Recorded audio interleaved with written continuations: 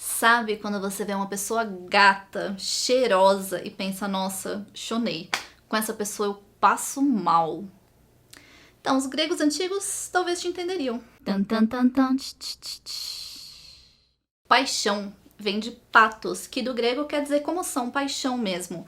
Mas patos também dá origem a patologia, doença, e patético, que originalmente significava algo comovente, mas hoje em dia tem um sentido meio derogatório de besta, né? Bobo, sem graça. Patos, a paixão, segundo Aristóteles, era também um elemento de convencimento da retórica, junto com o logos, a lógica, e o ethos, a ética. Aristóteles, a gente sabe quem é, e eu, quem sou eu? Eu sou a Gi, e vocês estão assistindo ao quadro Senta aí do canal Agora Pare, um espaço para falar de sexualidade, e hoje a gente vai falar de algumas etimologias relacionadas a sexo. Pra quem não sabe, a minha área de formação é letras, e eu estou ansiosa para fazer esse vídeo desde que eu tive a ideia de criar o canal. Então, espero que essa alegria transpareça pra vocês.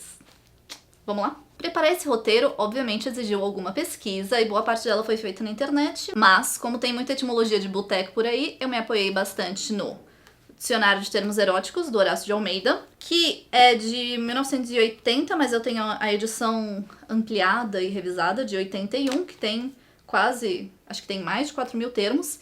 E uma curiosidade legal é que uma das pessoas que incentivou o autor foi Carlos Drummond de Andrade. E ele não apenas deu a ideia, encheu o saco do cara pro dicionário acontecer, como ajudou a datilografar os verbetes. Então tem muito de Drummond aqui, e eu gosto de contar essa curiosidade porque a gente tende a pensar nos poetas como seres iluminados, inatingíveis. Então, para contribuir com a mundanização dos poetas, eu vou deixar aqui embaixo o link de uma newsletter minha que tem um poema sobre bunda do Carlos Drummond de Andrade. Mas não é sobre isso que eu vou falar hoje. A gente vai começar hoje falando de vagina. A gente tem muitos termos para falar de pênis. Em geral, são sempre no campo semântico de coisas fortes, agressivas, ativas, no geral.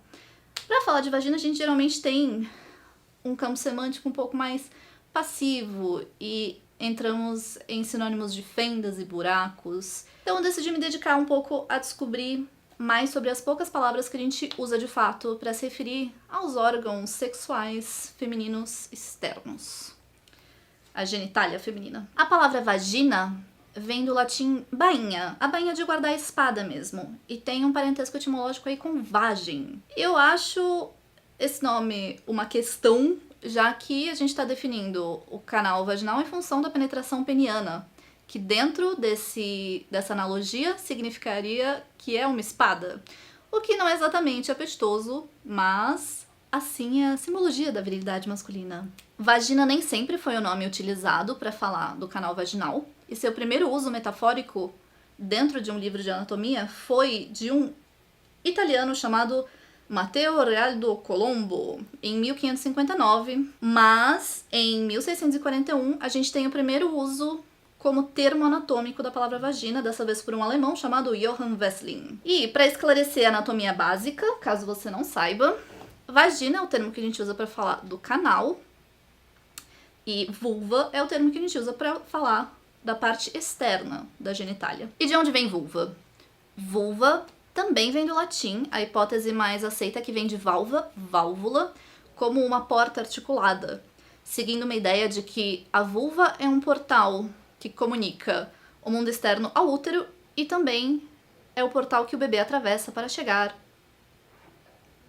ao mundo também, no caso. Apoiando essa teoria, existem registros de um cara chamado Isidoro de Sevilha, usando metáforas de válvula para falar dos lábios vaginais. Ainda na vibe do portal, a gente tem o termo yoni, que vem do sânscrito significando passagem de vida ou templo sagrado, que é um termo bem elogioso, né? Bem positivo. Ele costuma ser usado em contexto de tantra e ele tem sido adotado muito frequentemente por pessoas que estão um pouco cansadas de termos como buceta, que costuma ser encarado como agressivo ou chulo, ou enfim.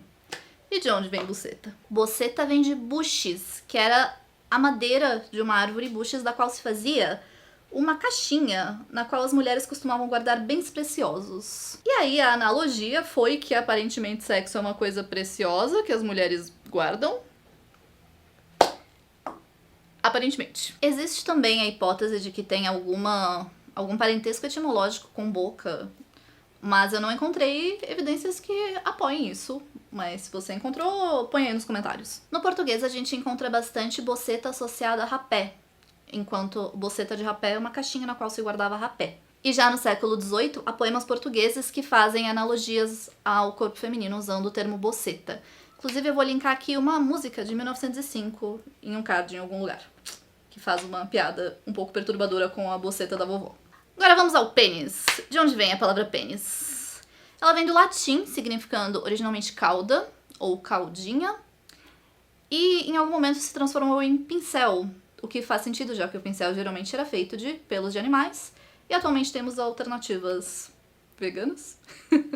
Eu gosto muito da história da palavra pênis, porque ela é um exemplo palpável de como uma palavra do léxico comum, do vocabulário geral, passou a ser usada para designar uma parte do corpo considerada chula, e aí ela foi abandonada pela norma culta, mas ela foi tão difundida que passou a ser o termo aceitável para se referir a essa parte do corpo. Pênis é o termo oficial no vocabulário médico. De todo modo, pensar no pênis como um pincel dá toda uma nova dimensão. A piada, você pinta como eu pinto, né? Terra à vista! Gritou ele do alto do imponente mastro, dentro do caralho. E caralho, de onde vem? Caralho vem do grego.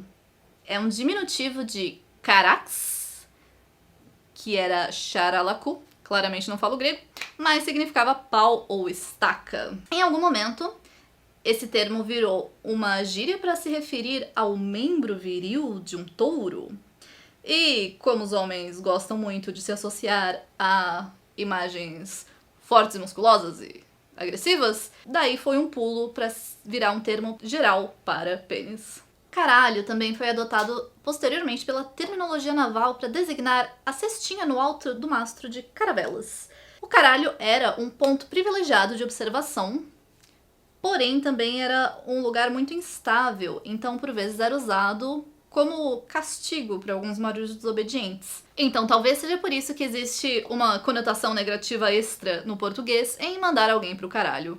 Para encerrar a seleção de hoje, vamos falar de tesão. Tesão vem do latim tensio, que significa esticado, estirado, rígido, duro. Mas também quer dizer determinação, perseverança, tenacidade, que inclusive é o uso que os nossos hermanos do espanhol fazem de tesón. À primeira vista, a palavra tesão parece trazer uma noção falocêntrica do desejo porque ela evoca uma ereção.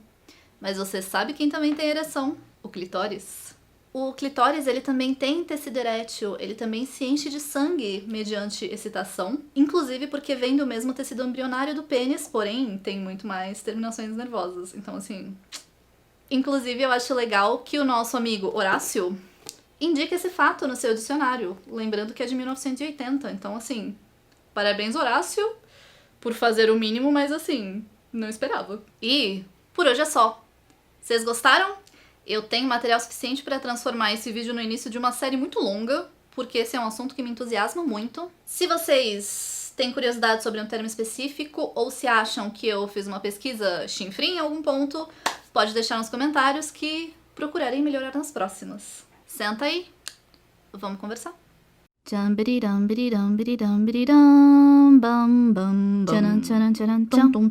Saca tic tac tic pum.